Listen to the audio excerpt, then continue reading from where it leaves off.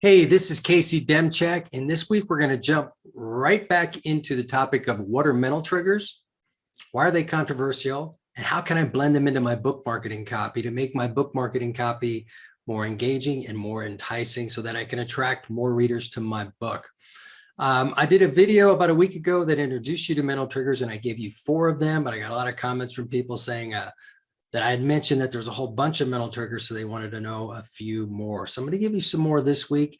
But just to review, in case you haven't yet watched the last video I did, a mental trigger is a copywriting technique or device that you can use or that you can work into your marketing copy to incorporate specific emotional reactions from your readers. Now, just by me giving you that little definition there, you can kind of see why some people think mental triggers are a form of trickery or manipulation. And I suppose if you were evil, you could use them that way. But we don't teach evil copywriting here. My whole thing is to be very straightforward, conversational, and authentic. And if you take that approach with your marketing copy, you can blend mental triggers into your copy quite effectively without coming across as being tricky or manipulative or evil. So we're going to get into 4 more mental triggers this week. And to do that, I'm going to jump into share my screen and get to my example board here, which you should be able to see right here. So again, this week's topic is how to use more mental triggers. Again, I did a video a couple weeks ago that's going to be coming up next that you can also watch my initial video on mental triggers, where you can get a nice little lesson on the 4 video triggers I talked about last time. But again, a quick review. What are mental triggers? Mental triggers are writing devices that help you create positive emotional reactions to your readers. You can do this without feeling as though you've manipulated or tricked people in any way, shape, or form. So the first mental trigger I want to talk about this week is building a sense of anticipation. You want to turn your promotions for your book into events that have a lot of buildup. Think of movies. When movies come out, they don't just come out. You see movie trailers for several weeks before the movie comes out. You might see interviews with the director or the stars in the movie. There's lots of buildup to the actual release of a film, and people get excited about it. They feel like they're part of the event. People love to feel like they're part of events that are a little bigger than themselves. So before you release your book or do a special promotion for your book, create some anticipation for it, create some excitement, create some buildup. It gets people excited. It makes them feel like they're part of something cool. And don't be afraid to let people know, hey, I've got a promotion coming up. It's going to be cool, and tell them why they should be involved in it.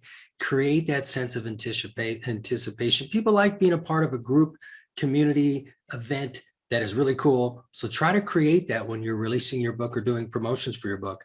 Use that mental trigger, and you'll just get a lot more excitement going for your book promotions.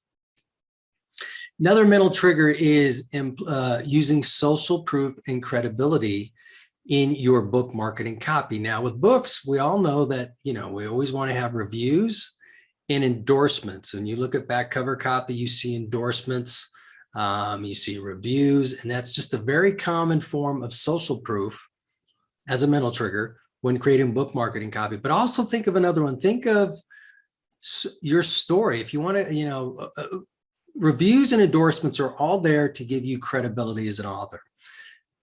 So think about if your personal story is something you can tell, or parts of your personal story to add credibility for you that, your readers respond to. For example, I have written the marketing copy for over 3 dozen books that have become Amazon bestsellers. I think it's like 39 books. I'm not afraid to say that, but I'm also not afraid to talk about the part of my story where I worked in Hollywood, tried to get going as a screenwriter, didn't quite make that blow up the way I wanted to. So I've kind of looked at that as a little bit of a failure and got into copywriting. If you tell your whole story, including the ups and the downs, it's not bragging. It's just part of what you've done and who you are. I didn't make it as a screenwriter. I have done pretty well as a copywriter, and I have written the marketing copy for over 3 dozen books that have become bestsellers. Don't be afraid to tell your story. If it ties into your book and your story is something that can give you credibility as an author, that's a really powerful mental trigger, because people want to relate to you. They want to know about you. The good, bad, the ugly, the ups and the downs. You're human just like your audience, and they want to be able to relate to you. So go ahead and use your story. Your story can be a powerful mental trigger. And I'll be talking more about storytelling here in just a minute. But first, we're going to take a little pause. And I want to say I love making these videos for you here on YouTube, but you can also get some more goodies from me. You can go to caseydemchek.com/secrets, and I've got a free ebook for you can grab called 7 Must-Know Copywriting Secrets to Sell More Books. Lots of cool stuff in there you can apply to your book marketing copy. You can also apply these tips to online programs and things like that you may be spinning off of your book. So go ahead and grab that. There's a lot of cool stuff in there. I think you'll enjoy it. Another mental trigger is controversy. We see this one all of the time, especially on television. The social commentators, even sports commentators now, they're very provocative, very opinionated. And because of that, they get a lot of fans, but they also have a lot of detractors. But they don't care if they have a lot of detractors, because when they're being booed, they know they're being noticed. As Reggie Jackson, the baseball player, once said, he was asked, how do you feel about going up to bat on the road during road games and there's 56,000 fans booing you? And his response was, I don't care, because they don't boo nobodies. He knew when he was being booed that he was a somebody. So a lot of people use controversy to get noticed. They don't mind if they have detractors, if people are criticizing them, they're at least being talked about. They like controversy. So I'm not a controversy guy. It's not for everybody. A lot of times you could kind of replace that with just being very definitive and certain, or, go to the other end of the spectrum and blend humor into what you're doing. I kind of lean more into being definitive and trying to blend a little humor into what I'm doing. But for some people, for you, controversy might be perfect. So if that's your game, or it's something you think that can really help promote you and your book, go for it. It definitely is an attention getter. We all know that because we've seen many, many examples of it in today's media. The last one I'm going to give you today, last mental trigger, is storytelling. I kind of touched on this earlier, but in addition to telling your story, just telling stories in general, think of people that you like to hang out with. Like if you go to a barbecue or a party or something like that, a lot of times the people you like to hang out with the most are the best storytellers. We all love stories. As I have here, good storytelling is like milk and cookies for the soul. Since we're little kids, Uncle Jimmy, tell me a story or something like that. Or, we have our friends, even as adults, no matter how old you are, you like hearing good stories. So storytelling is a very powerful mental trigger. So if you can build stories into your book marketing copy, that's a really good thing. If you tell good stories, it's a great way to engage people and keep them engaged in your book marketing copy. And of course, when you do that, you're going to get more eyeballs, more attention on your book. That's how you sell more books. And not only sell books, but make an impact. I'm going to be talking about that in just a minute. But first, a reminder, I've done 2 videos now on mental triggers. So I've given you 4 in this one, 4 in the other video that's coming up. You don't have to blend all of them into every marketing piece you create. So I've given you a total of 8 mental triggers between these 2 videos. Don't think, well, gee, I got to figure out if I write back cover copy or a website sales page, I got to blend all 8 of them in there. You don't, because I've got a list behind me in a binder of about 50 of them. So there's a whole bunch of them, but it's very wise to be aware of mental triggers, know how to use them as a copywriting technique.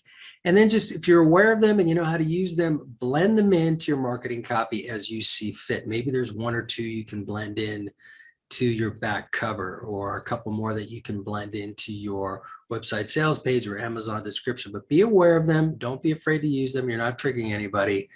But just know you don't have to use all of them at once.